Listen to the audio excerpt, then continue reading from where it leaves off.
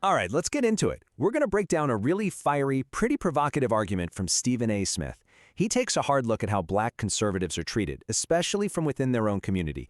And trust me, what he has to say is definitely going to make you think.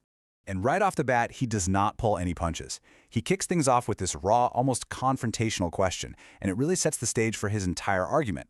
So who's he asking this question to?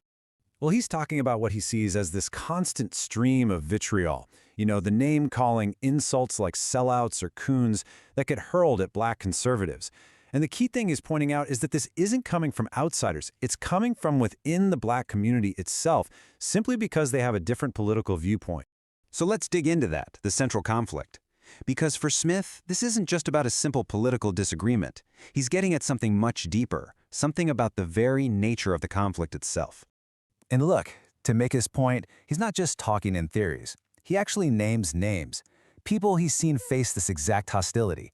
We're talking about figures like Candace Owens, Larry Elder, Congressman Byron Donalds, and even his former colleague at ESPN, Sage Steele.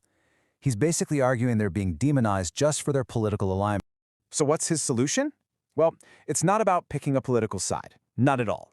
Instead, what he's calling for is a total shift in how these debates even happen, moving away from all the personal attacks and towards a much more productive conversation. Yeah, this slide right here really nails the contrast he's talking about. On the one hand, you've got the emotional personal attacks, and on the other, you have the kind of debate he's pushing for, one that's actually based on facts, on policy, on different points of view. The core question he's asking is, why is the first one so much more common than the second? So here's the bottom line for him. Disagreement is fine. It's even healthy. But it has to be based on substance. He says, all I want to hear is what your point of view is and why, and if it's based on facts, he can respect that, even if he completely disagrees. The problem, as he sees it, is that emotion is just drowning out the facts. And this is where it gets really interesting. According to Smith, this emotional reaction, this focus on feelings over facts, creates what he calls a huge political blind spot. And to explain this, he uses a really clever analogy that I think we can all relate to. He calls it political shopping. Just think about it for a second. When you're making a huge life decision, like buying a house or a car, what do? You investigate. You do your research. You compare all your options. You make an informed choice.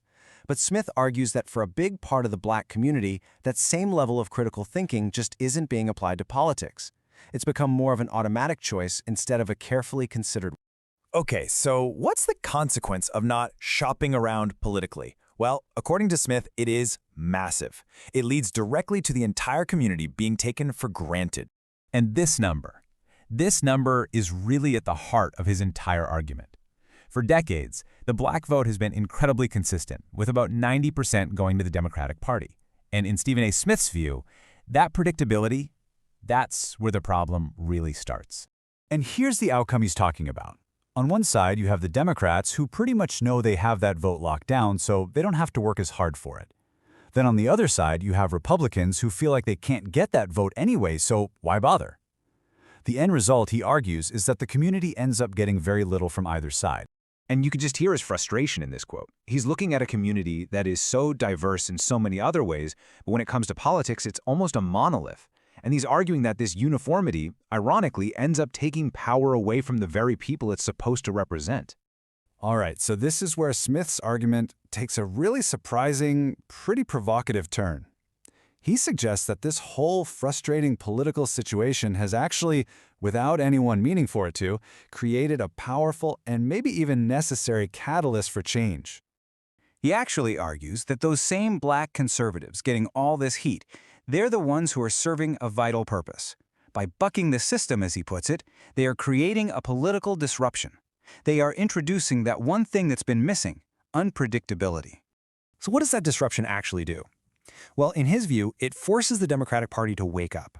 They can no longer just assume they have that vote in the bag. Now, they have to re-engage, they have to make their case again, and they have to actually work to earn the support that they once took for granted.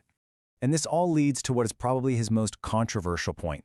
He calls Donald Trump's victory the light at the end of the rainbow. Now, why would he say that? Because he believes it forced everybody to stand up and pay attention. It showed that you can't just use fear to win an election, you actually have to go out and win it. And, he claims, black conservatives played a part in that big shift. So, when you boil it all down, Stephen A. Smith's entire argument really comes back to this one big question. Is the real key to political power not loyalty, but unpredictability? Is the act of bucking the system the most effective way for any community to make sure its voice is actually heard and its vote is truly earned? It's a powerful idea, and definitely one worth thinking about.